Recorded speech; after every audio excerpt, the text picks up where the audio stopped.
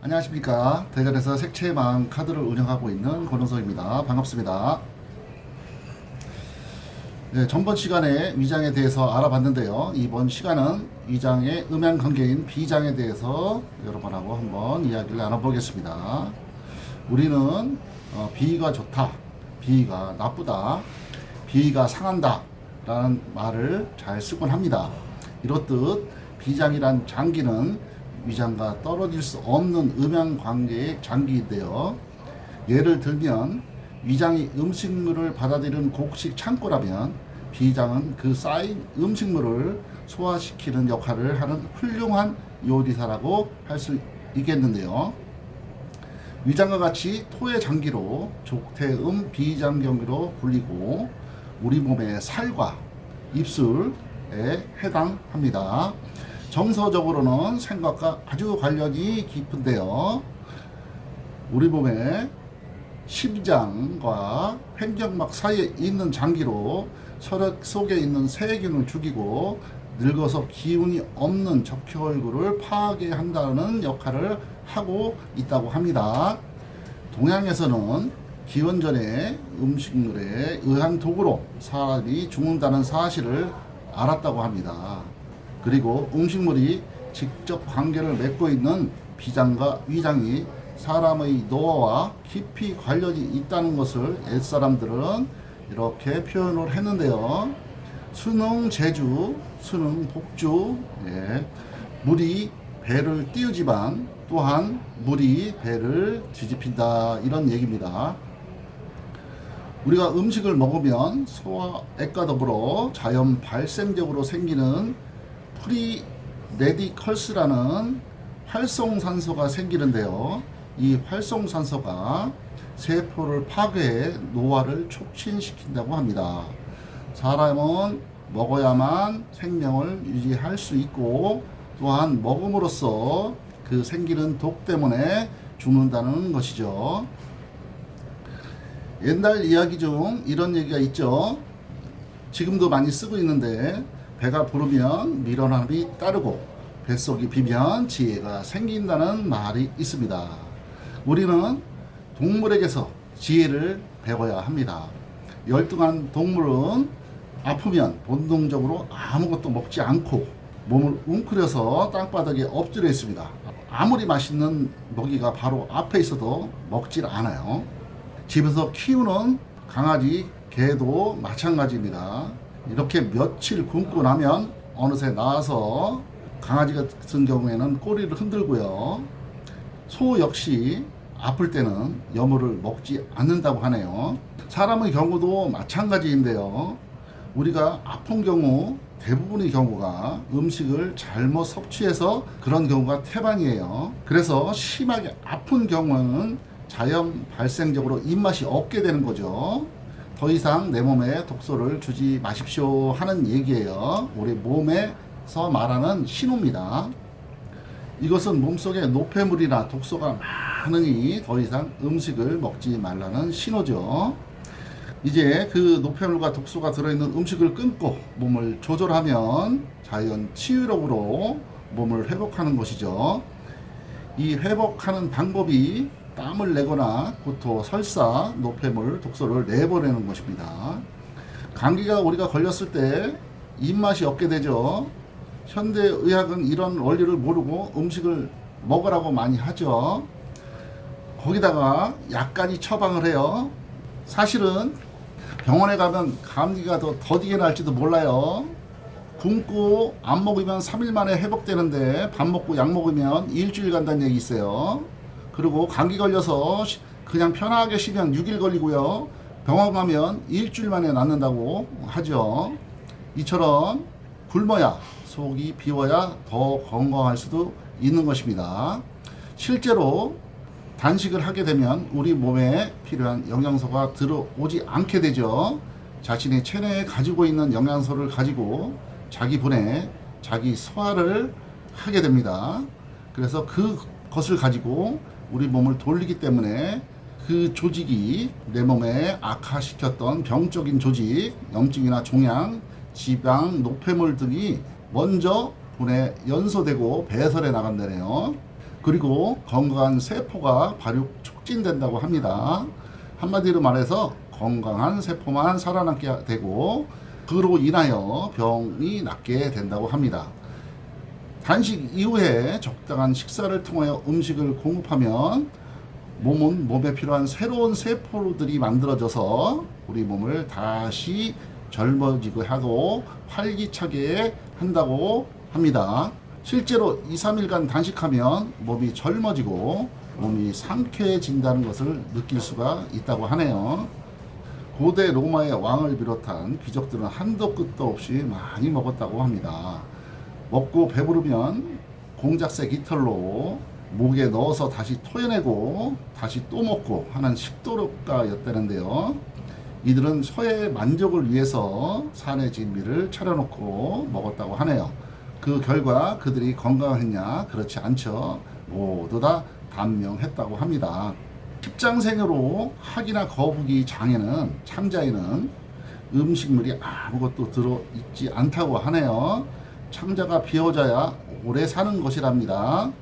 진정한 건강은 비워 있을 때 찾아온답니다. 먹는 것에도 즐거움이 있지만 먹지 않아 뱃속이 비워졌을 때도 즐거움이 있다는 거. 육체나 정신이나 배가 부르게 되면 일단 게을러지게 돼요. 현대의 심각한 성인병이 먹는 것으로 온다는 거. 병에서 회복하려면 반드시 뱃속을 좀 비워야 하고요. 병들지 않기 위해서라도 뱃속을 비워야 하겠죠. 그러면 비장은 어떤 색과 공명을 할까요? 비장은 주황색과 공명을 합니다. 실제로는 황토색에 가깝습니다. 주황색은 빨강과 노랑의 혼합이라고 할 수 있는데요. 빨강의 외향적이고 충동적인 성질과 노랑의 직관적인 성질을 같이 갖고 있습니다. 이 둘이 합쳐져서 적절한 조화를 이루어 즐거움과 재미를 주는데요. 주황색은 정서적으로 행복, 확신, 왕성함, 재미, 사교 이런 색으로 불려집니다. 여러분이 식당에 가보면 식당의 인테리어가 주황색으로 많이 되어 있다는 걸 볼 수 있습니다. 모임에 안정감을 주기 위해서 인테리어를 주황색으로 많이 한 것이죠. 또한 우울증이나 무기력 환자에게 도움을 주고요. 면역력 증강에도 좋고 성적 능력을 향상시켜 준다고 합니다. 그 외에 혈액순환 촉진, 신경계, 호흡계에 영향을 미쳐서 폐를 확장시키고 깊고 고른 호흡을 유도하고 거죽 정령의 진정제 역할도 한다고 하네요. 주황색은 어두운 곳에서 가장 눈에 잘 띄는 색입니다.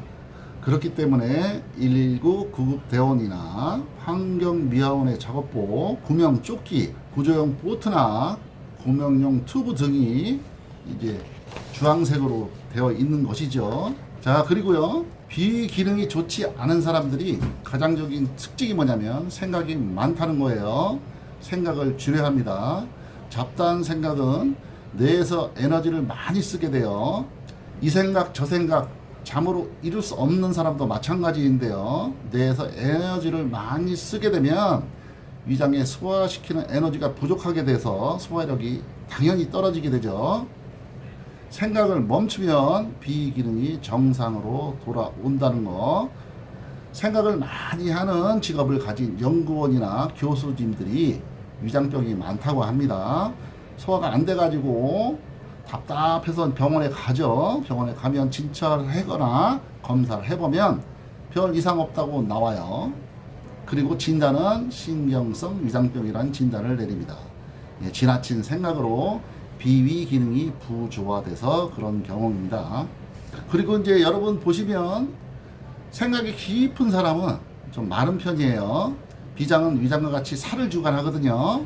생각을 깊게 하면 비장이 부조화돼서 살이 찌지가 않아요. 살찌는 약과 영양제를 암만 먹어도 깊은 생각을 하는 사람은 살이 찌지가 않아요. 생각을 멈추면 비장의 기능이 활성화돼서 살이 다시 붙게 된다는 거 알아두시고요. 이와 반대로 살이 찐 사람은 생각이 깊지 않고 좀 단순하다라고 할 수 있는데요. 한마디로 태평하다 할 수가 있습니다. 그러나 심각하게 고민할 문제도 될 대로 되라. 내일이 아니니까 막 이런 책임 회피를 하게 되면 비장이 또 병이 생길 수가 있어요. 모든 성인병이 비만에서 온답니다. 생각 없이 대충대충 남을 나라 이렇게 하는 사람은, 무책임한 사람은 그 대가를 또 치르게 되는 것이죠. 편한 것이 마냥 좋은 건 아니에요. 생각해서 처리할 것은 마땅히 처리해야 한다는 거죠. 이럴 경우에 비장을 회복하는 방법이 있습니다. 그 중에 하나가 명상이에요. 명상. 생각을 지켜보는 수행법이나 말로 하는 만트라 수행법 등이 명상에서 비장의 기능을 활성화시키고요. 또한 기도로 믿음을 확신시켜주는 방법이 또한 비장을 활성시키는 방법이 있고요. 또 다른 방법으로는 지금 현재 사는 방법이에요. 흘러가 버린 과거의 걱정을 버리고 아직 오지 않은 미래의 걱정도 버리고요. 오로지 이 순간에 집중해서 사는 방법입니다. 자, 그러면 주황색은 어떤 음식이 있을까요? 비장을 도와주는 음식으로는 당근, 오렌지, 감, 주황색 파프리카, 귤, 단호박, 된장, 청국장 등이 있습니다. 이러한 주황색, 황토색 음식이 비장의 기능을 활성시켜주고 강화시킨다는 거. 또한 주황색 옷이나 황토색 옷, 그 다음에 집안의 인테리어를 주황색이나 황토색으로 했을 때 비장 기능이 활성화된다는 거. 예. 자, 그러면 비장 병락은 우리 몸에 어떻게 흐를까요? 족태움 비장의 주황색 기운은 위장의 기운을 이어받아서 엄지발가락 끝에서 시작하여 다리 안쪽을 타고 올라가 복부 해경락 속으로 유입되어 심장경락과 연결이 됩니다. 비장경락의 음식의 색은 주황색이 좋지만 실제로 색을 칠할 때는 황토색으로도 칠할 수가 있고요. 이 경락을 타고 통증이 있을 경우 황토색을 몸이나 인체 축소판인 손에 칠하면 통증이 해소됩니다. 소화기관에 관련된 병이 있을 때 비장경락에 칠하면 그 효과가 아주 좋고요. 무릎 통증으로 호소하시는 분이 많은데요. 노란색과 같이 황토색을 무릎에 칠하면 통증이 금세 사라지는 것을 임상으로 많이 경험했습니다. 비장의 병증에 대해서 알아볼게요. 비장은 깊은 생각이 나오는 곳입니다. 너무나 깊은 생각에 빠지면 비장이 상하게 되어 몸에 황토색 에너지가 부족하여 비장 기능이 약해지면 사지가 무력해지고 비위가 상하여 구역질이나 트림이 생기게 됩니다. 비장의 병증으로는 비장경락에 통증이 생겨서 대체로 소화가 되질 않습니다. 그리고 위염, 위산가다, 위궤양, 구토, 설사 등이 이제 생기게 되는 것이죠. 비장이 좋지 않은 경우에는 위장도 같이 안 좋게 됩니다. 백혈구 이상, 당뇨, 췌장염 등도 황토색 에너지가 부족하여 비장 기맥이 약해졌기 때문에 생기는 병이기도 합니다. 특히 비장은 소화 흡수를 통하여 피를 만드는 과정을 관여하게 되는데요. 대부분 백혈구 이상도 이 비장의 잘못된 결과라고 하네요. 백혈병에 걸린 환자를 조사해 본 결과 비장이 이상할 정도로 커져 있다고 합니다. 난치병인 백혈병도 비장 기능을 조절해 주면 나을 수 있다고 저는 생각하는데요. 병이 생기면 그 고치는 법도 있기 마련입니다. 쉽게 나을 수 있다는 믿음이 또한 쉽게 나을 수 있는 것이지요. 여러분 희망을 가지시기 바랍니다. 이처럼 비장도 위장도 소화기관을 담당하는 주요한 기관이죠. 이상으로 비장의 주황색, 황토색에 대해서 알아보았는데요. 도움이 되셨나요? 도움이 되셨다면 구독과 좋아요 눌러주시고요. 감사합니다. 네, 다음 시간에는 위장과 비장의 손에 칠하는 방법, 그걸 실습을 해보려고 합니다. 다음 시간도 기대해 주세요. 고맙습니다. 감사합니다. 빛으로 색으로 여러분 건강을 유지하시기 바랍니다. 감사합니다.